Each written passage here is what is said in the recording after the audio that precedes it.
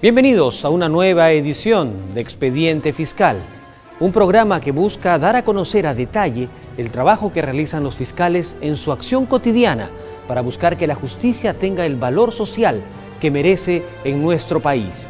Y muchas veces este trabajo tiene una trascendencia histórica, como es el caso del siguiente reportaje que vamos a presentar a continuación y que refiere a la investigación fiscal que terminó con la sentencia a cadena perpetua a uno de los hombres más siniestros de las últimas décadas.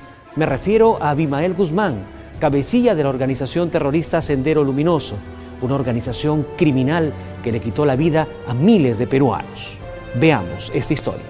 Si se dice en la teoría que cada juicio es una guerra, esta fue una auténtica guerra.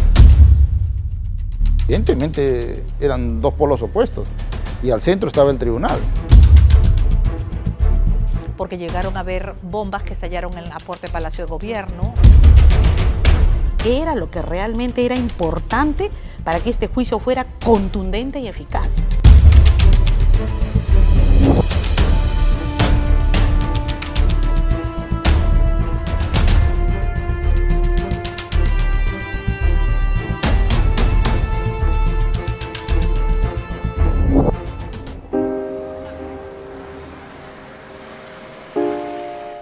Es la mañana del jueves 12 de octubre del 2006. La ciudad sigue su rutina sin prestarle mayor atención a lo que está por suceder en la base naval del Callao. Es el día en que se dictará sentencia a uno de los personajes más siniestros y sanguinarios de nuestra historia reciente del Perú, el hombre que llenó de terror y destrucción gran parte del Perú, al mando de las huestes dogmáticas y asesinas de Sendero Luminoso.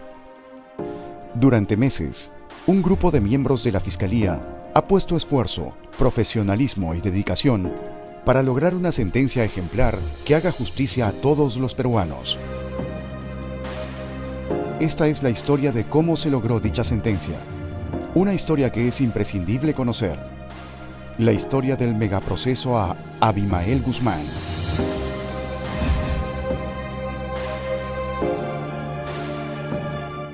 Fue denominado el megaproceso debido a que se sumaron varias causas contra Guzmán para ser vistas en un solo juicio.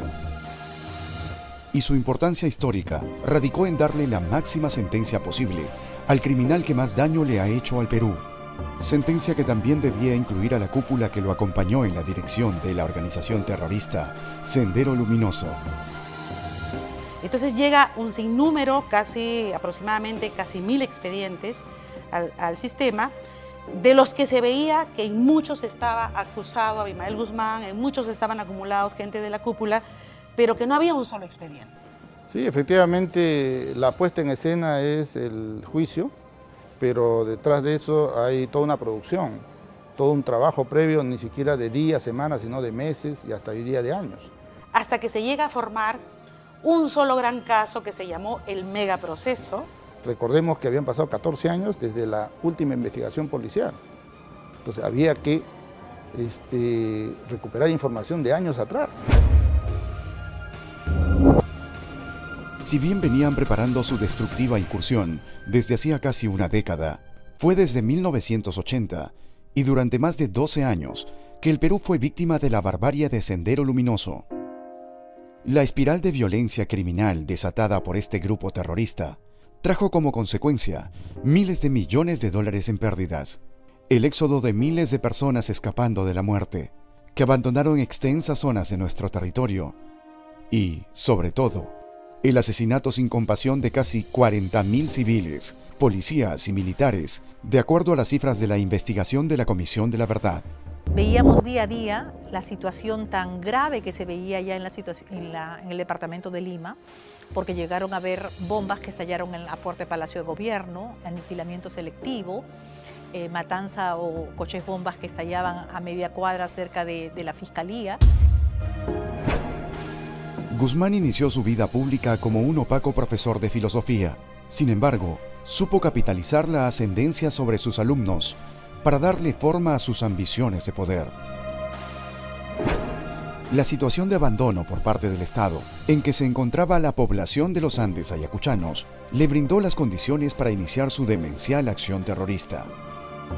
Desde el asesinato selectivo de autoridades hasta masacres de poblaciones campesinas enteras. Pronto logró extenderse por casi todo el país, incluyendo atentados de gran violencia en la propia capital. Compilamos, sacamos los videos de los seguimientos, los videos donde se ve pues a los líderes senderistas actuando con otros de menor jerarquía, dando instrucciones. Se le ve a la señora Marta Guatay, por ejemplo, ahí, que se decía solamente abogada de sendero, dar instrucciones por unos basurales a un joven de San Marcos que después aniquiló personas, banderas, cartas de sujeción. Entonces, fue muy importante. Nosotros decíamos, o el fiscal adjunto decía, que fuimos a tumbar los anaqueles del Adricote, ¿no? Pero gráficamente eso es cierto. Por eso la sentencia lograda en el fuero civil, siguiendo todas las normas del debido proceso, durante el juicio denominado el megaproceso, fue el triunfo del derecho sobre la barbarie senderista, de los ciudadanos representados por nuestro sistema de justicia, sobre los terroristas que nunca pudieron vencernos. La historia de esta sentencia, que puso el punto final de un largo proceso, comienza con la captura de Guzmán el 12 de septiembre de 1992, que marcó el inicio de la desarticulación de Sendero Luminoso y se dio como resultado de un minucioso trabajo de inteligencia policial. El enemigo público número 1 había caído. La DINCOTE había capturado a Abimael Guzmán Reynoso. El cabecilla de Sendero Luminoso y principal responsable de la muerte de miles de peruanos y de cuantiosos daños fue capturado en Surquillo junto a importantes dirigentes de ese grupo fanático asesino. Luego de la captura y a menos de un mes de su detención, Guzmán fue juzgado por una corte militar de jueces sin rostro. De manera sumaria, fue sentenciado a cadena perpetua por el cargo de traición a la patria y encarcelado en la prisión de la base naval del Callao. Pero con el retorno a la democracia y el restablecimiento del pleno Estado de Derecho, la necesidad de una sentencia igual pero asentada en los principios de legalidad y justicia se hacía imprescindible. Un recurso de inconstitucionalidad es presentado por miles de familiares condenados por jueces sin rostro en los 90s que exigen la revisión de sus casos. Así, el 3 de enero de 2003, el Tribunal Constitucional, presidido por Javier Alba Orlandini, declara que los juicios sumarios del fuero militar a civiles, realizados durante el régimen de Fujimori, violaban el derecho constitucional. Tras la sentencia del tribunal, el presidente Toledo promulga decretos que establecen la nulidad de los juicios llevados a cabo por tribunales militares sin rostro y pasa los casos al fuero civil. Pero, al pasar el expediente de Guzmán a la Fiscalía de la Nación, se abre un reto para nuestro sistema de justicia. Ahora los fiscales deben presentar y sustentar con pruebas fehacientes los cargos contra la cúpula terrorista. Es un objetivo de alta prioridad que la Fiscalía logre obtener la sentencia a cadena perpetua de Guzmán dentro de la legalidad y el debido proceso. Se fija para el 5 de noviembre el primer juicio civil contra Abimael Guzmán, máximo líder de Sendero Luminoso, y 20 de sus colaboradores, a cargo de un juez especializado en casos de terrorismo. Sin embargo, la primera audiencia termina en un circo de propaganda senderista, cuando con sus puños alzados, Guzmán, Iparraguirre y sus coacusados lanzan arengas prosenderistas ante las cámaras de los medios que cubrían el juicio. Días más tarde, todo el proceso se cae cuando 2 de los 3 magistrados que formaban parte de la sala renuncian a participar del juicio. Luego del incidente, fue ordenado el confinamiento solitario de Guzmán, quien vivía con Elena Iparraguirre como uno de los privilegios que obtuvo de Vladimiro Montesinos por firmar el llamado Acuerdo de Paz durante el gobierno de Fujimori. Con la estrategia fiscal preparada tras largas jornadas de trabajo y 10 meses después del primer juicio, Guzmán vuelve al banquillo de los acusados. Esta vez se enfrenta a cargos de terrorismo agravado y de asesinato. Así, parte central de la estrategia es juntar en el megaproceso la mayoría de los casos con potencialidad para una condena de cadena perpetua. El primero de los 5 sumarios, el 560-03, corresponde a su captura en septiembre de 1992, que permitió la incautación de información sobre sus acciones, asesinatos y la identificación de sus militantes. Y el segundo, el 04-93, trata de los asesinatos selectivos ordenados por Guzmán. El expediente 3205 es el de la masacre del distrito de Santiago de Lucanamarca, ocurrida en abril de 1983.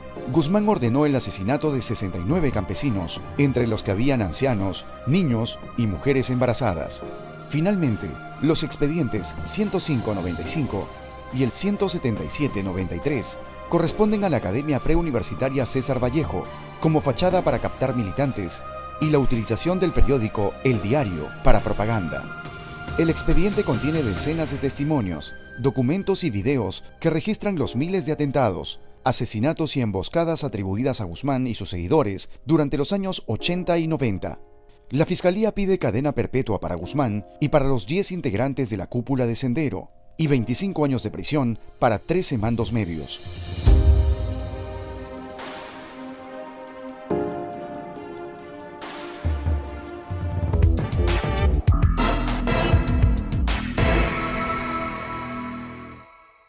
Como hemos podido ver hasta aquí, conseguir que Abimael Guzmán fuera condenado a cadena perpetua con pruebas contundentes y con una estrategia fiscal que cumpliera con todas las normas del debido proceso no iba a ser una tarea fácil.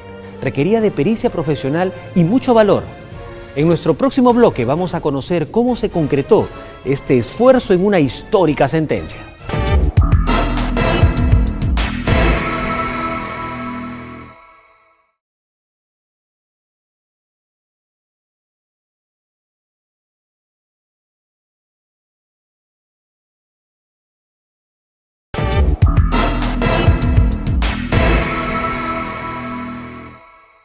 Ya estamos de vuelta y vamos con la segunda parte de esta historia del llamado megaproceso seguido a Abimael Guzmán, quien en el 2006 terminó condenado a cadena perpetua por la Sala Penal Nacional de Terrorismo. Es importante que recordemos que un tribunal militar ya lo había condenado a cadena perpetua por traición a la patria, pero al retorno de la democracia era necesario un proceso concluyente y contundente, con una sentencia intachable. Y ese fue el objetivo del esforzado trabajo del equipo de fiscales que vamos a conocer en la segunda parte de esta historia.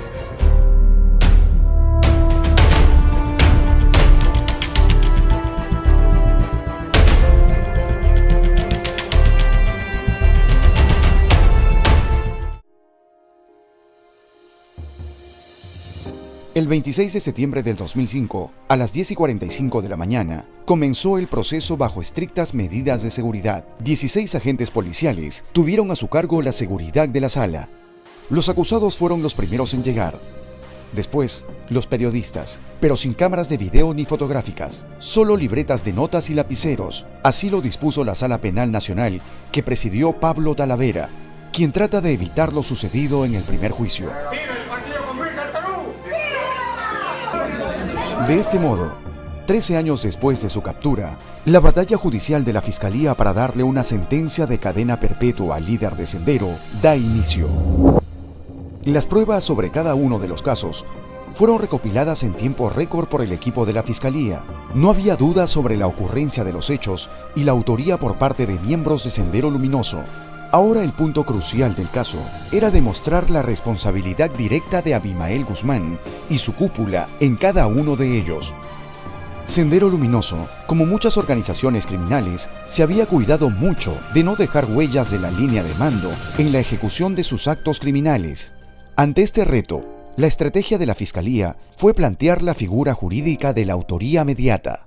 Jurídicamente el país tenía que avanzar desde la autoría directa que se veía en todo tipo de juicios hasta una figura que se llama la autoría mediata por dominio de organización, que nosotros la íbamos a aplicar contra el líder Abimael Guzmán y toda la cúpula dirigencial para que respondieran no solamente por sus actos directos, sino también por otros que, por ejemplo, los 73 hechos de Sendero, en los cuales los senderistas inculpados y ya sentenciados por estos casos no habían hecho más que seguir las directivas de la cúpula dirigencial y que por lo tanto ellos desde arriba habían no solamente dado directivas, sino controlado, evaluado, etcétera, estos casos. Porque nos enfrentábamos no a una persona, no a un terrorista, no a un delincuente, nos enfrentábamos a una organización criminal, terrorista, que había asolado al país casi por 20 años con sangre y terror y violencia. Una pieza clave en la demostración de la autoría mediata era poder mostrar detalladamente el tipo de organización que era Sendero Luminoso y su modo de actuar. La fiscal contó con la colaboración de la Policía Nacional del Perú, que puso a su disposición sus archivos, y en el juicio se tuvo el testimonio de investigadores policiales, expertos senderólogos como los coroneles Rubén Darío Zúñiga y Javier Palacios Ortiz, este último miembro de la DIRCOTE desde sus inicios en 1983. Esta organización tiene un plan político y un plan militar. El plan político consistía en desarrollar, conquistar y expandir bases de apoyo. ¿Qué cosa quiere decir? Que iban constituyendo pueblos en la zona rural de tal forma de constituir lo que ellos llaman un ejército guerrillero popular. Pero esta base de apoyo era un elemento que les permitía a ellos tener elementos que los apoyen en material humano, y a la vez esta organización también les iba a apoyar con cosas, con víveres, con alimentos. Una vez que estaba conquistada esta zona, que se llama base de apoyo, y es lo que vienen realizando en el BRAE, se convierte también en colaboradores de ellos, y los jóvenes pasan a ser una especie de reserva que ellos llaman fuerza local.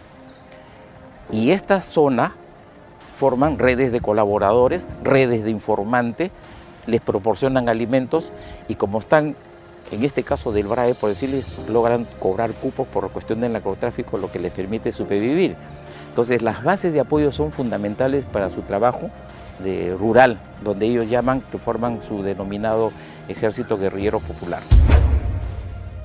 Guzmán se mostró bastante parco durante el transcurso del juicio.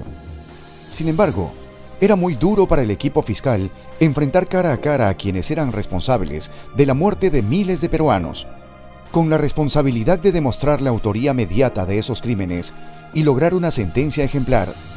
Quizás uno de los momentos más álgidos del juicio fue la presentación de Óscar Ramírez Durán, alias Feliciano, número 3 en la organización subversiva, quien ahora era uno de los más fuertes detractores de Guzmán.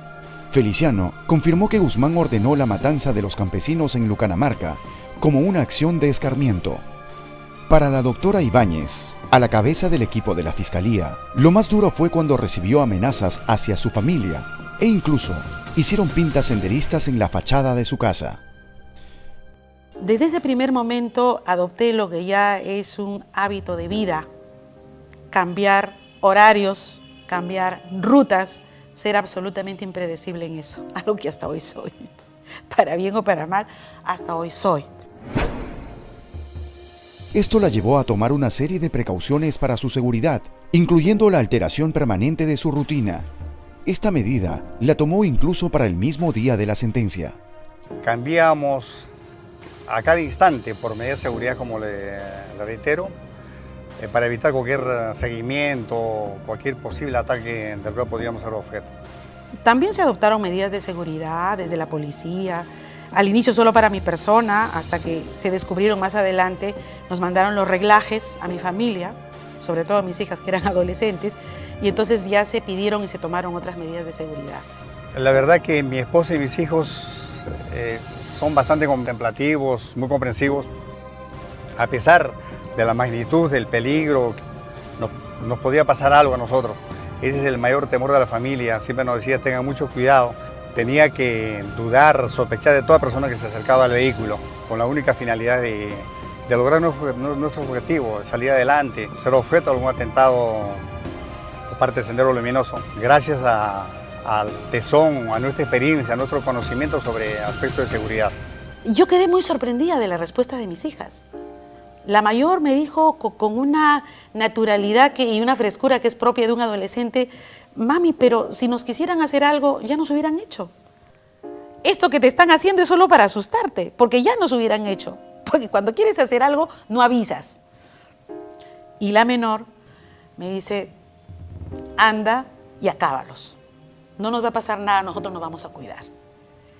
Créame que si alguna duda a mí hasta ese momento me había quedado de tener que terminar este juicio y llevarlo a buen término con todas las garantías del debido proceso y todo, ese día se acabó. Porque yo vi en estas dos criaturas, en estas dos chicas, jóvenes peruanas, que pensaban con una madurez única, ¿no? Y una frescura única de los jóvenes. Pues hay que hacer un trabajo, hay que hacerlo. Y lo vamos a hacer bien. El día de la sentencia había llegado. La respuesta legal definitiva del Estado de Derecho a la barbarie terrorista estaba por darse. El Tribunal Antiterrorista dictó sentencia de cadena perpetua a Abimael Guzmán y Elena Iparraguirre. El número 3 de Sendero, Óscar Ramírez Durán, alias Feliciano, fue condenado a 24 años por acogerse a la figura jurídica de la colaboración eficaz. Las dirigentes Laura Zambrano y María Pantoja fueron sentenciadas a 35 años, mientras que Angélica Salas, Margie Clavo, Marta Huatay, Víctor Zavala, Margot Liendo, Osman Morote y Victoria Trujillo a 25 años de cárcel. La Sala Penal Nacional de Terrorismo determinó asimismo que la cúpula senderista deberá pagar en conjunto $1.118 millones en reparación al Estado. La fiscal Luz Ibáñez, a pesar de no haber quedado satisfecha, porque solicitaba cadena perpetua para 11 de los procesados, sintió que el esfuerzo de su equipo se veía recompensado, pues la acusación y pruebas de la Fiscalía había logrado esclarecer hechos y establecer las responsabilidades de los terroristas. La sociedad civil y la opinión internacional también se manifestó sobre el profesionalismo del trabajo fiscal, la pulcritud con que la sala llevó el debido proceso y el contundente sustento legal de la sentencia. Creo que la captura de Guzmán de algún modo puso en claro que no era a través de la violencia indiscriminada en donde podían incluso inocentes ser víctimas la que iba a llevar a terminar con esta lacra, sino más bien la aplicación de la inteligencia y de estrategias coherentes y tenaces, ¿no? El trabajo de investigación y estrategia de la Fiscalía, que se vio materializado con una sentencia ejemplar para quienes habían causado el más terrible daño al Perú, marcó un punto de cierre. Si bien era de dominio público la criminal acción de Abimael Guzmán y sus huestes, la sentencia logró el objetivo de comprobar paso a paso su responsabilidad. Se dio una respuesta legal propia del sistema democrático y del respeto a los derechos, analizar sistemáticamente los hechos y las circunstancias, para determinar la culpabilidad o no de los acusados. Y la tarea se cumplió a cabalidad.